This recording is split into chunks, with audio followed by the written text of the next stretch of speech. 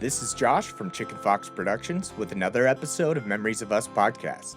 Today, Tony sits with Chris Robinson, licensed professional counselor, speaker, and author of the book, Come On, Man. Chris shares his experience of trauma, addiction, and his transformation to a life of connection and fulfillment. I want to welcome everybody to another episode of Memories of Us. Today, I'm very, very excited to introduce our next guest, Chris Robinson. He is the author of Come On, Man, the challenges faced by men. And he has one amazing story of how he got to where he is. I don't want to give away too much because we got the man right here. Chris, how you doing today, brother? I'm doing great, Tony. How about you? I'm doing well. It's an honor to have you on the show today. Thank you for having me. I appreciate it. Yeah, we talked briefly before everything, and I didn't want to give away too much, man, because I got wrapped into your story, and I know, I'm sitting over here in the rocking chair trying to lean forward because, I'm really intrigued by you. I'm very, very intrigued. You have an amazing journey, and tell the audience a little bit about yourself today. Yeah, so I am now a licensed professional counselor in Flower Mound, Texas. I'm also an author, which I never expected to be. Actually, I didn't expect to be a counselor either. I had a 35-year career in the construction industry. Was executive with a major construction company, and my journey has always been kind of founded in faith. And when I was about 50 years old, I started praying about, where I would be led to serve as I got into retirement. And I was thinking of retirement in terms of age 65 and 70. And after a couple of years, it appeared pretty clear to me because of my life experiences, my encounters, my involvement with men, that I should go into the profession of counseling. And so I thought, okay, let me look and see what it takes to do that in the state of Texas. And it requires having a master's degree, which I didn't have, going through a 3,000-hour internship, which I never planned on anything like that. And so I immediately, shut down the computer and told God that there had been a pretty serious misunderstanding, that I didn't want to have to work hard for this. I just wanted this to be something easy for me, right? And so I literally went back to prayer for another year to convince God that he was wrong and find an easier way to go about doing this. Right. And so I'm going to fast forward, through that year, and just tell you that what happened is that this idea of going into the profession of counseling became an occupying thought. I mean, literally, when I laid my head down at night, I couldn't sleep because the gears were turning. Yeah. I'd wake up in the morning. My first thought was not about getting to work. It was about getting into counseling. And so I finally gave up and said, "This is what I gotta go through to get into this career," and got into a master's degree program and got my degree in professional counseling and marriage and family therapy. Completed that, and as I completed it, what I recognized was that this was not something that I was to do at age 65 or 70. This was something that I needed to do now. Right. My passion grew daily as I went through the studies, as I went through the practicum, and started really sitting down with people and recognized this is what I got to do. And so I gave the president of the company a year's notice to find somebody to replace me. And a year later, was licensed, and then 3 years of doing an internship, was able to start my own practice.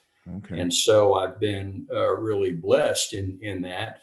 One of the things that was interesting through my studies, and as I talked to professors and professionals, was this idea of counseling for men. And they said, man, that's great. That is such a noble cause because it's so badly needed. But good luck doing that because men don't come to counseling.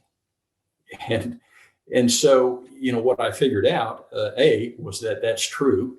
And so I had been seeing, I'd been seeing couples, I'd been seeing ladies. Once in a while, a man would come in because he'd been given an ultimatum, right. To either get right or get gone. And I just one day sat down and thought about what are all the issues that men deal with, and started writing them down on a lined sheet of paper, the old-fashioned way. Right. And what came to me was some things that I just started writing about, that I had some background in, that I had some understanding of, and the thoughts just started to flow. And those issues that I had put on this lined notepad became the chapters of this book, Come On Man, Taking on the Challenges Faced by Men. It journeys through my own struggles of loss and resulting addiction, the grief that I went through, Right. Yeah. how I developed unhealthy coping mechanisms to deal with it because I didn't have a means for connecting to healthy coping. Right. And so that is how I arrived here with you today, and how the book came into being. And of course, my purpose now is to do everything I can to help men understand that we all go through similar struggles, Right. and we don't need to go through them alone, and we don't need to be fearful of vulnerability in talking about it. Right. And, I can relate on so many levels, that aha moment when you figure out what you're supposed to do in this life. And it's just amazing because now it's amazing how you got there, and you talk a little bit about your losses and everything. Would you share about those losses with the audience today? Yeah, sure. When I was 11 years old, my family moved because of my father's work, relocating their headquarters from New Jersey to Texas. And we moved down to Houston, Texas.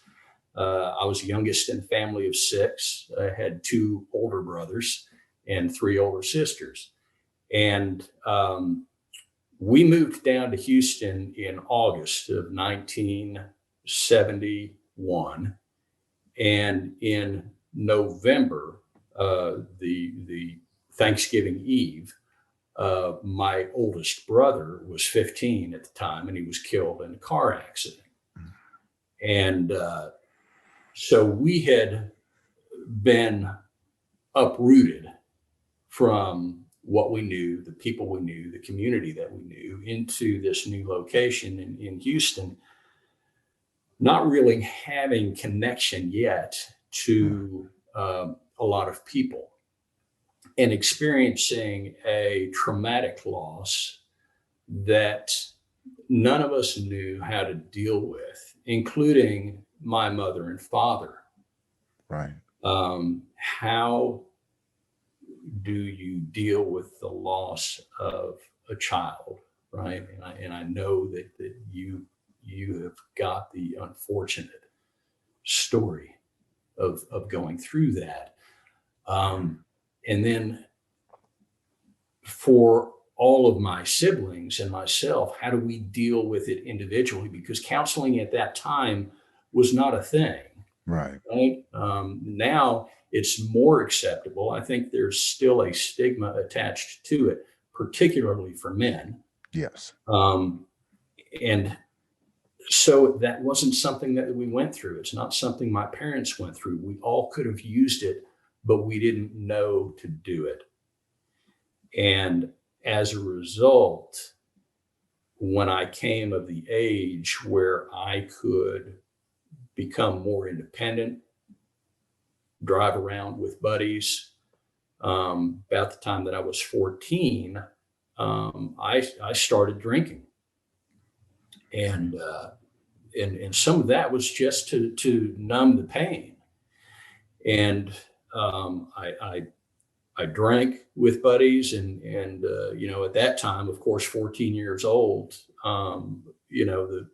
we wanted to go to a strip club or something like that, Right. and because that's what drives the mind of young men, right? And Yeah. so we did that, right? And in 1971 in Houston, let me just tell you that nobody was checking IDs when you went to 7-Eleven or when you went to pay your cover charge at a club. If Right. you had the money, you were accepted. And so started doing that, and then getting into more quite frankly, porn bars, where you could go and you could sit down and watch videos, and really started developing some unhealthy means of escaping, through Right. alcohol, through pornography. And that was all just a means of trying to figure out a way to cope with a trauma that never was dealt with. Right. The problem with that is that when you start down that road, that becomes a new problem for you, right? Now, for me, I was an athlete playing football, running track. And so the alcohol, it was too painful for me to go through 2 days in August in Houston, and having been out drinking the night before. And so I learned my lesson that, man, I can't drink like that and still survive practice. Right. And so I was very fortunate in that I didn't become alcoholic. But the alcoholism, or the alcohol exposure, had introduced me to the pornography. Right. And the pornography was something that I could do and still practice Yeah. and not suffer. But then what I didn't recognize is that the pornography was going to change my mindset about relationships, what a healthy relationship is about. It was going to change my mindset of how I view women. And that took me down a path that was unhealthy. I found myself looking at porn for hours on end, when I should be working. Even when it got to the point where I was married and had children, I would stay late at work and find a way to sneak into a porn site and view it, and just put that under the category of working late and getting home, and then trying to act like a normal husband and dad, Right. and just really living a lie, and feeling ashamed about it after having done that. Right. Just like with any addiction. And it's interesting about pornography, because I think that there can be increased self-shame that goes along with that, especially when you identify yourself as a Christian, right? And we Right. think, okay, well, we shouldn't have these problems. Yeah. And so there's further shame, embarrassment that goes along with it, and it's a secret that has got to be kept, and it's a secret that's got to be guarded. But there came a point in my life where it was it had to be exposed. Right. And it put you, yeah. And I know now you probably hear these same stories and everything, and you realize that we as men, we have a lot of similarities. And I think it's important for the women that are listening to this right now understand that when we as men experience loss, we don't understand it. We don't have anyone to teach us. And just now we're starting to see an increase in support groups for men across the board. And so one of the things I try to implement in people is that sometimes you have to have a little bit of patience with us, because as women, they're more supportive of each other. They're more susceptible to talk to one another, and we as men, which I started understanding as well, as our nature, the masculine nature of us is very destructive. From the alpha male mentality to the things that we do, simple things that will irritate us and set us off, especially when we're going through something. It's natural for us to be self-destructive. And so, these things like pornography, or addiction in general, or, seeing the irritability, the depression, these are what we go through. And when we're going through it, we don't quite understand it. So I always tell the couples that I talk to, give each other space. Give each other space to go in and explore what you're going through, then come back together once you in a better frame of mind to be able to speak about it. Men, write it down. It's very, very, I can't stress that enough. Write it down, because there's things inside of there that's going to help you along the way, along that journey. Now, do you find that these similar stories that you go through, or do the addiction change? I mean, addiction is addiction, but we see similar forms, right? Right.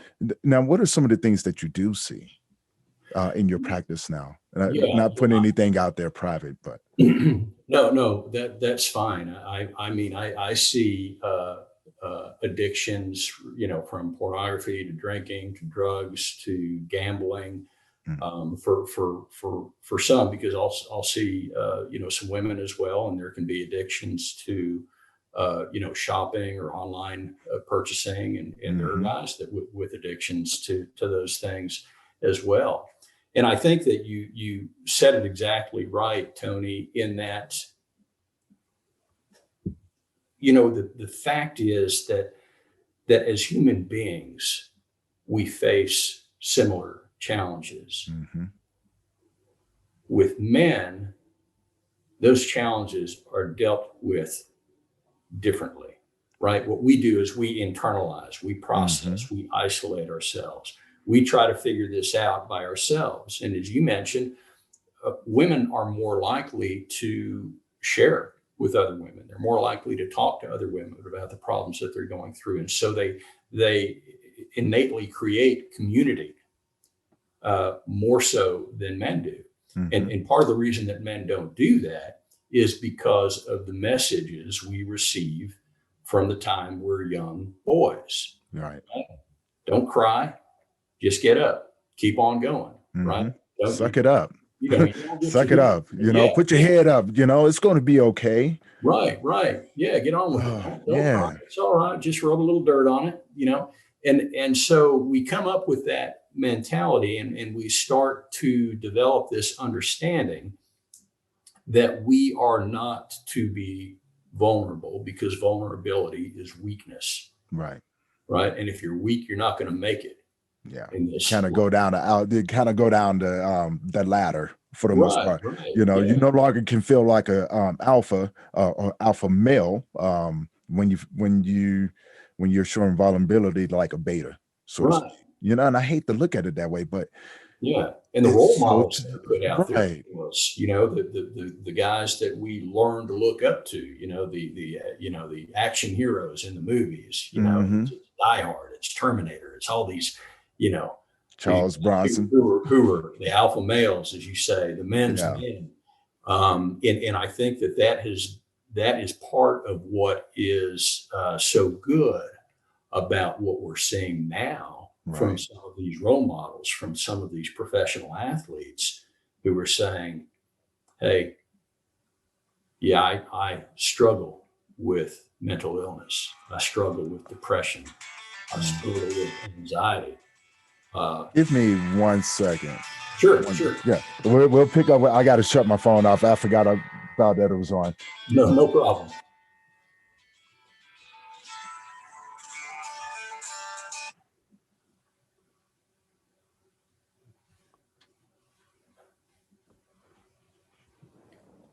Okay. Sorry about that. That was my 1-800 line. I had to forward it over. I keep my phone on. I have a 24-hour service. Yeah. So I get calls about from families that have lost loved ones. And so, we go and sit with them, and we've been getting a lot of suicides and overdoses lately from Yeah, teens. unfortunately. So sorry about that. I do apologize. No, that's fine. You let me know when we're ready to keep on going. Okay. Pick up where was talking about the mental illness. Right.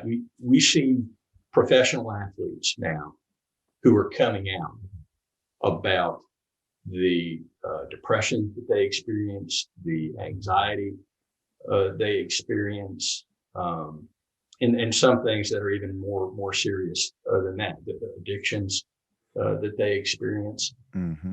And I think that what it's starting to do, Tony, is give men permission to Yes. say, yeah, I've got that too, right?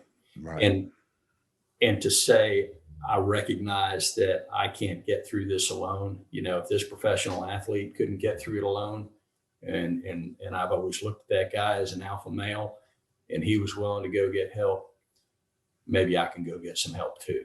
Exactly. And so it's refreshing to see the corner being turned on this, but it's a long, slow turn Oh man. that we got to make. Exactly. But it's beginning to happen, and what I want to do is really kind of help build momentum in that, because, like I said, we all have the things that we deal with, and the losses that we experience. If we don't address them and we don't process them in a healthy way, then there are going to be unhealthy results that Right. can be equally traumatic. Yeah. Now, you talked about walking a journey into becoming a counselor. And it's amazing because I listened to your story and everything, and it's never failed. I hear the same things. Like, we often walk these paths that shape who we are. And I remember listening to someone, and they said something very similar to what you said. It was one of those things. It was a burden put on you. Mm-hmm. Like you couldn't think about nothing else. Such a similar way. Now I want to ask a question, because I find this to be true, and from my aspect. Now, when you embarked on getting your master's, did you find that the work was kind of easy because it made sense to you? Yeah, well, I found that I was a much better student at age 50 than I was at age 20. For one thing, I was paying for it all, right? Mom Right. wasn't paying for anything, and but I also found that because of the time spent in prayer, consideration, Hmm. serious thought about it, and recognizing this is right, that yeah, Tony, from the first class I took, I just saw, synaptic gaps popping, and it must look like, smoke was flying out of my ears, from the undusting of a brain that had not been to school in 30 years, right? I Right. didn't even know if I could do this. And I was doing a lot of it online because I was still working full time Right. as an executive in the construction industry. And so, I had to get on at 7 or 8 o'clock at night and work till midnight or 1 o'clock in the morning to make this happen. But I was so juiced by it. I was so passionate about it Hmm. that I enjoyed every minute of it. Now, there was sacrifice involved in this as well, right? Oh Because yeah. this meant for 3 years that I was going to have significantly less time with my wife than I had if I was going to get through this. Right. Do work and school at the same time, and I'm certainly not the only one who's ever done that. But it's something that, despite that, the passion of it Right. kept me going. And it was the passion of it that, when I completed in school in 2016, that I recognized this is something I've got to move into now, Right.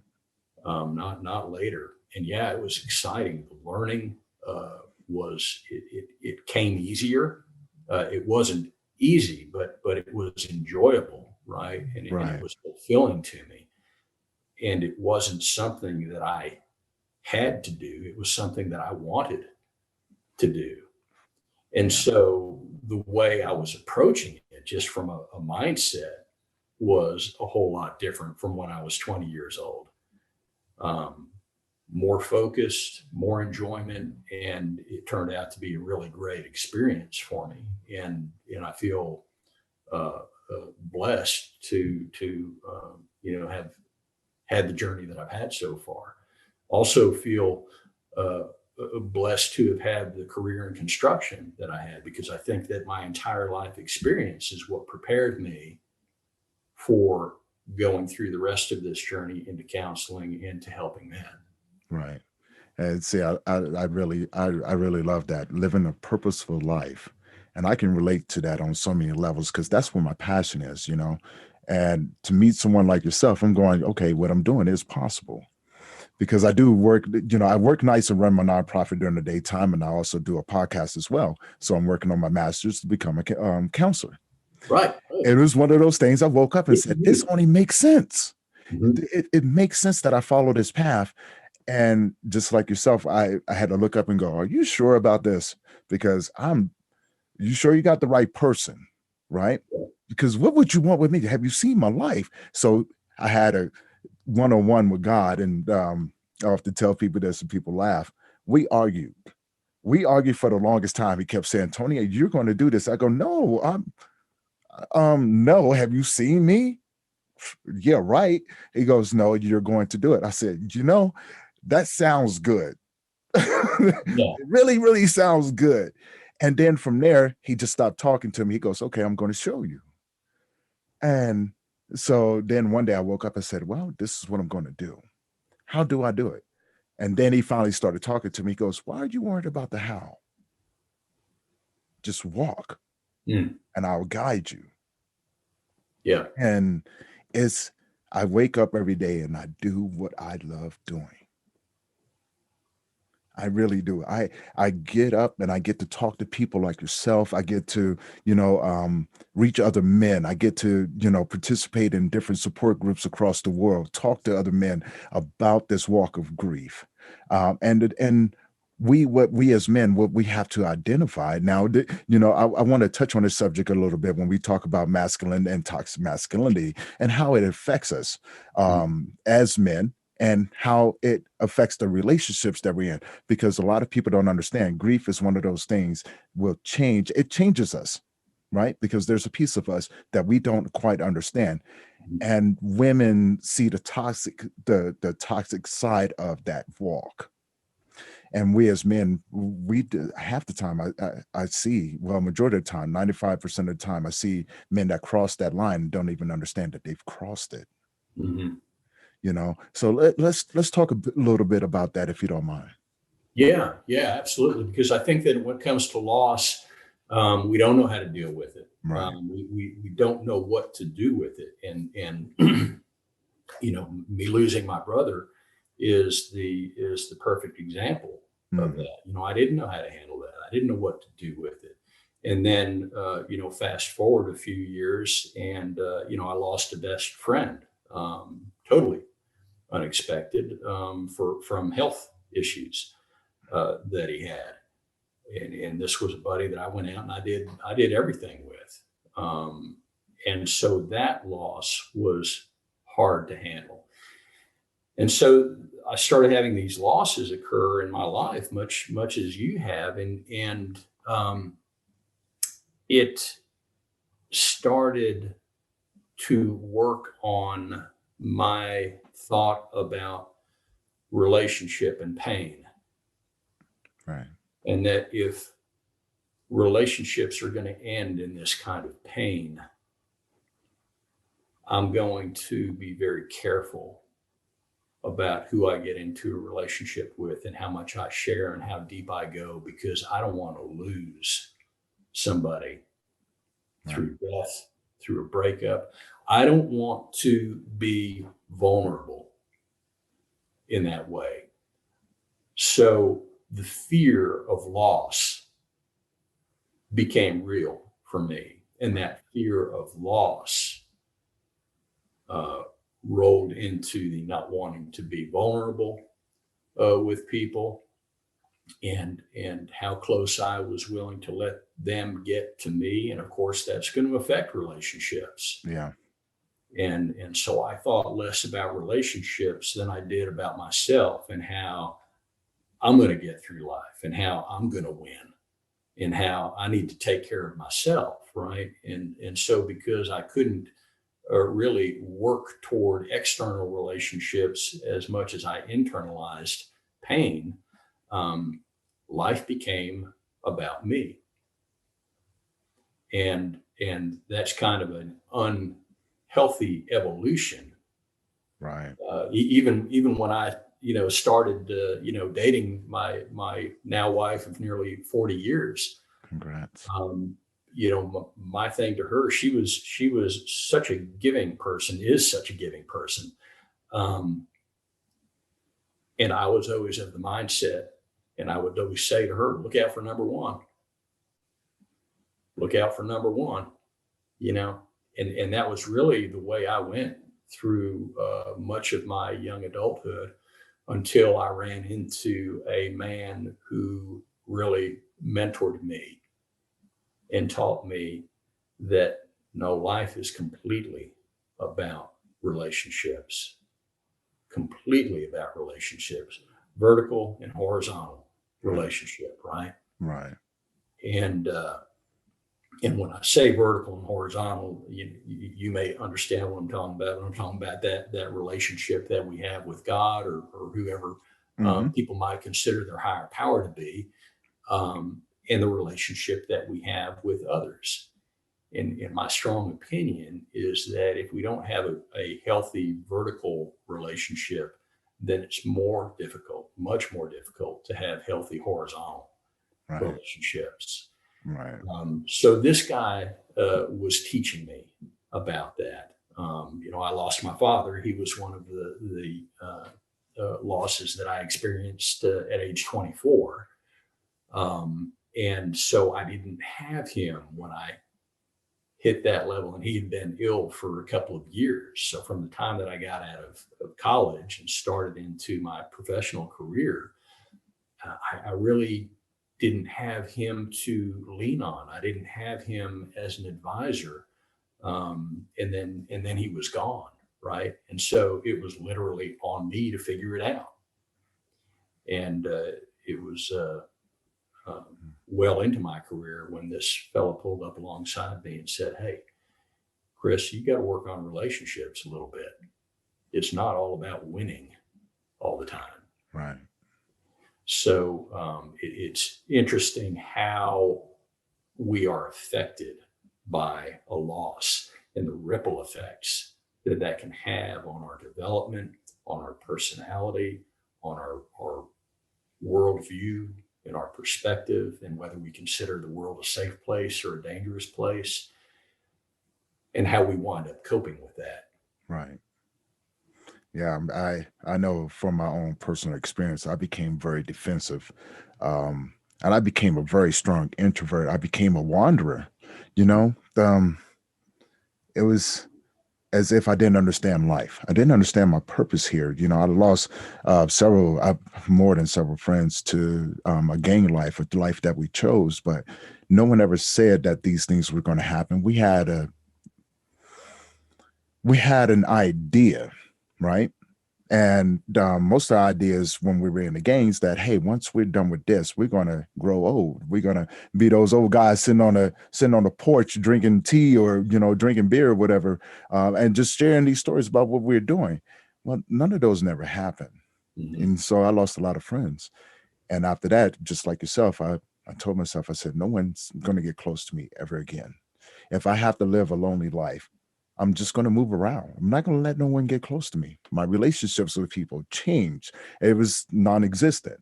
My relationship at that time with God, or with some people, like you said, with their higher power, it was rocky. It was really, really bad. I was in a bad place, right? And so I was homeless.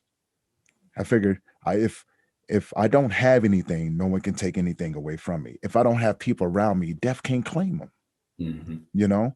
And so I mean, I notice a lot of men that I talk to often walk that same path and never really understand that, when that first loss hit, as you said, it changes our perspective, especially if we don't have anyone around to help guide us, right? And that destructive nature takes over. And I was explaining this in a seminar I was just speaking in. I said, this is why men have such a high success rate at suicide. Yeah. It's that balance. A lot of times we don't know. Our mental health goes down the drain, and that's a battle, especially that's another aspect of it that we don't even have a clue about. And that takes time and education and being around other men that going, hey, I've been where you are. This is what this looks like. Putting those puzzle pieces together. And like yourself, it was one of those, I had to figure it out, and I'm privileged and blessed right now to have such mentors around to help guide and being able to be in a position to help other men and going, hey, what you're going through is totally normal. I can tell you the next steps. And I don't want you to figure it out on your own, but I want to walk with you. Yeah. Because this is what you're one of the fortunate few. Yeah. But so are you, look at you. I know I've ruined several relationships because of my toxic masculinity. And I can admit that now, right? As that old saying, and as cliche as it may sound, it's not you, it's me, right? Right. It was actually me. And I didn't know it. And then I look back on everything and I look at all the hearts that I've broken and the selfishness that I had going through these journeys, because I was going, you know what? I'm in a bad place, even though you don't know. I'm going to take everything that you have for my own comfort, and I'm going to use it. And I'm not going to give you nothing back in return, because why would I want to invest this time in you when you're just going to leave me anyway? Right. And I see that in a lot of men as well, even some of the younger men who are experiencing that. And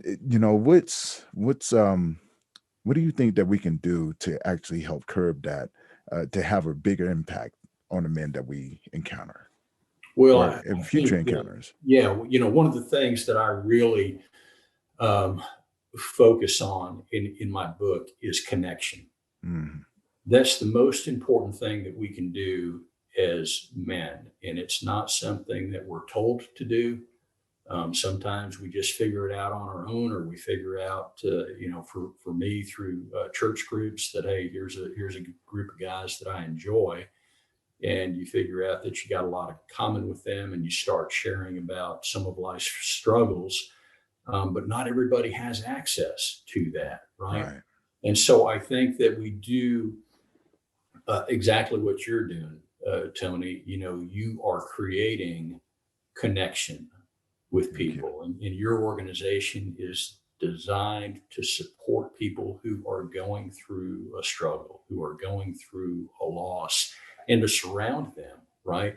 And to Mhm. be a life preserver in this turbulent storm that they're going through. And I think that that's the best thing that we can do for each other, is to connect and to meet regularly. I've got a group of guys that I meet with monthly. I've got a group of guys that I meet with weekly. And then I've got individuals that I'm just going to go and have coffee with. Each week I'm going to have coffee with somebody. I'm going to see, how things are going with them, and I'm going to talk to them about how things are going with me. And these are guys, Tony, that I can cry with, right? That's important. There is something that is deeply hurting me, to the degree that when I start talking about it, I can't help it. You know, Right. Right. my eyes are going to water, and my voice might start getting shaky. And these guys are all there. They are all in with me. There is nothing that I do or say that they're going to consider weakness. They're going to be there to lift me up. They're going to be there to say, hey, I hear you. Even if they've never been through it, I'm with you, and I'm here to sit with you, and I'm here to walk through it with you. And the more we can do that, I think the better off we are. And the more that we can encourage young men to do that and create that as a way of life as early on as possible, the better off they're going to be. And really, I think the more fulfilling and purposeful, as you talked about, our lives become. Right? Because one of the things for me in considering what did I want to do at retirement, I was thinking about that, because I don't want to just sit on the porch in the rocking chair and right. I don't want to just go fishing. I don't want to just go golfing or something like that. I want to do something that has more purpose and meaning. And I think that is so important to men in particular, that when we feel like we don't have that, we really can sink into a hole of depression. Yeah. And I've seen that. I actually see it a lot now, and we still have these moments. And that's one thing I want to let men know, like, grief doesn't stop. It doesn't. And you may find yourself being happy one day, and then the next day, being in a really, really depressed state of mind, and I tell the guys, honor your grief. Honor your grief, and your grief will honor you with memories. Right. And that came to me one day. I was meditating. I went, what is this about? I'm in my grief right now. So I've learned to sit with my grief. Yeah. And that's fantastic. Yeah, I had to ask questions. I had to develop that relationship with it. I went, you're not going anywhere. You're now a part of my life. I might as well get to know you every step of the way. You and me. Let's talk. So I had to sit in my grief, right? And inside of my grief, I begin to allow myself to feel, to ask those questions. And grief came back and said, now that we can talk, I want to show you something. And it showed me memories of my family, of my father, my brother, and my son, and my mother, and all the people that I've lost, right? And I realized that inside of there was the answers that I was looking for. Yeah. I think we have to learn to walk with it. Right. Oh, you can't run from it. It's not going anywhere.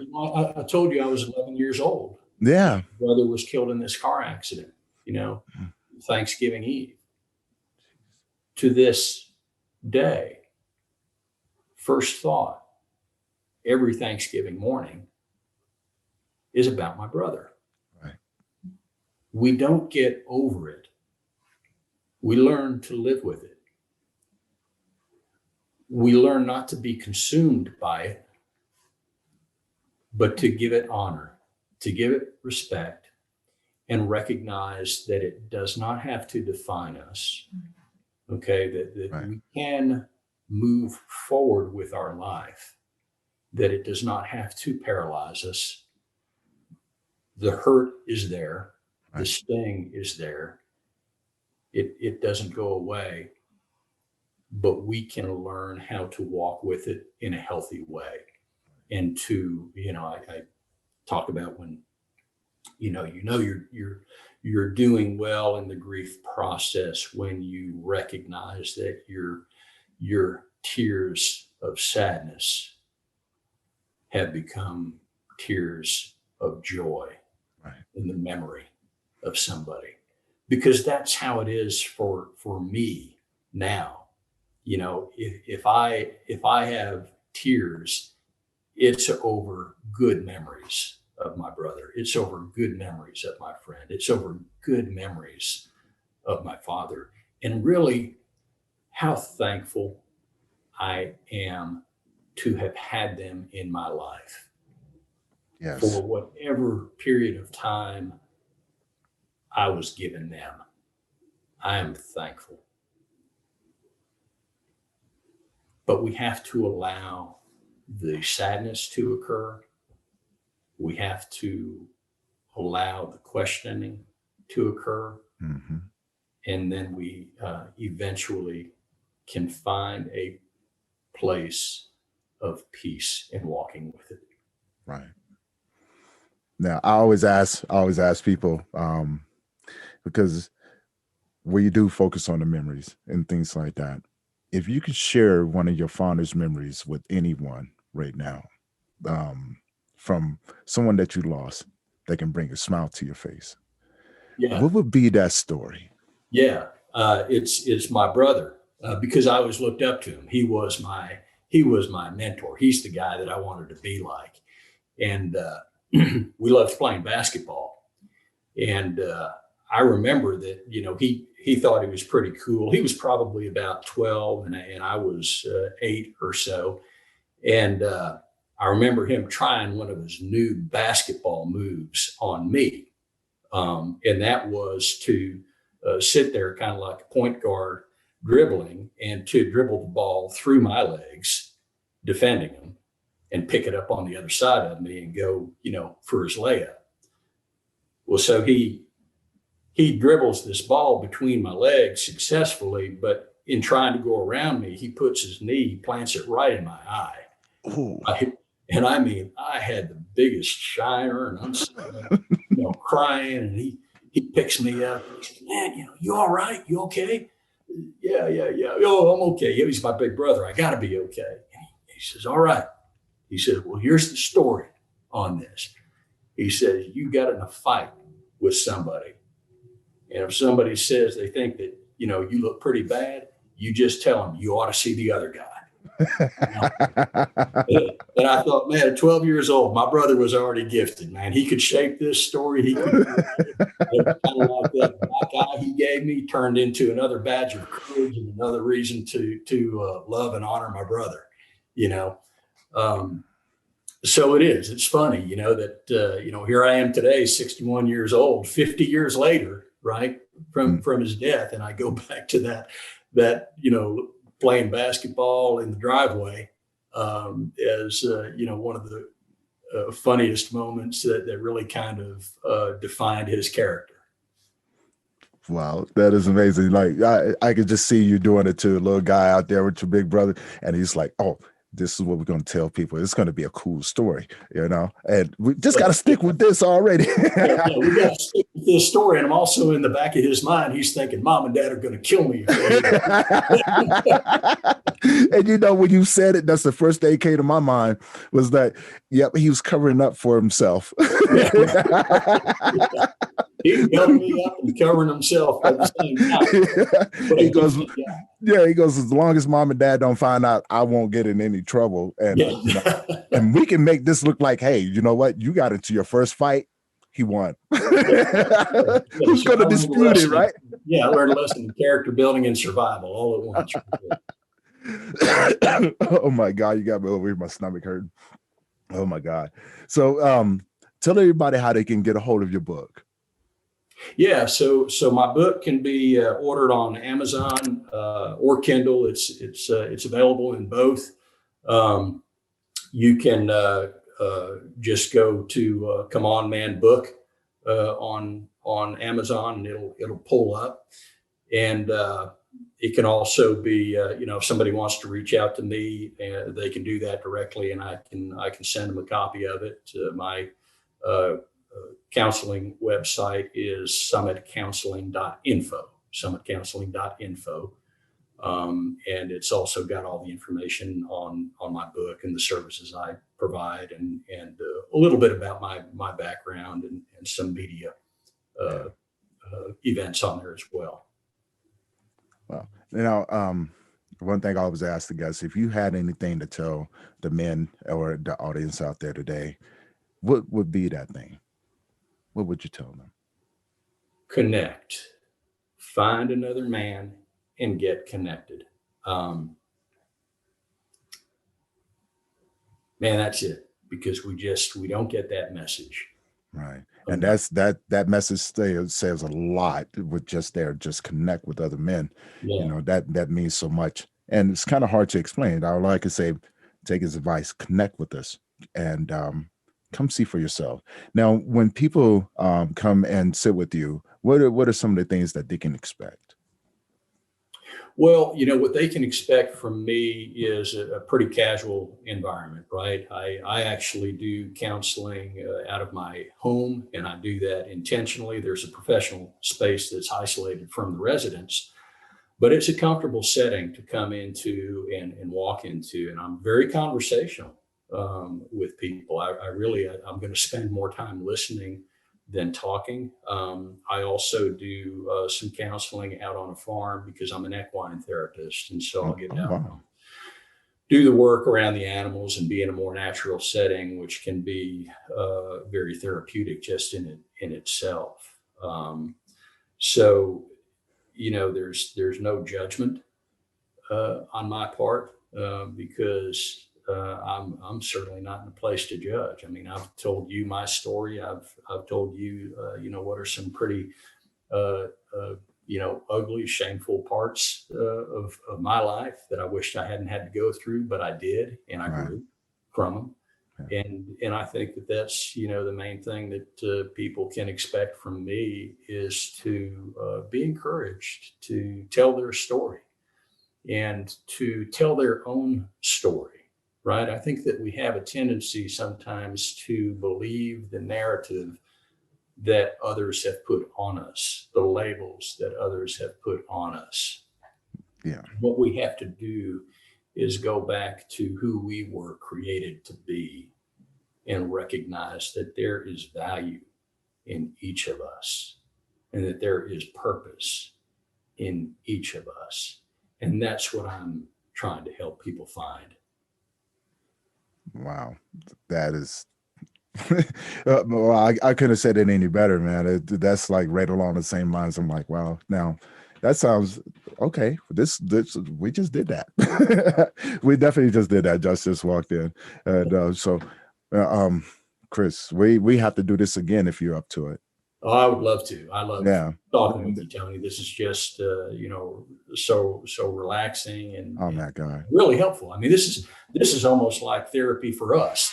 Exactly. To Exactly. have a conversation like this and be vulnerable with each other is really an example of what I'm talking about. Is this connection that you and I have created, two men who never met before, but we recognize how much we've got in common with each other. Exactly.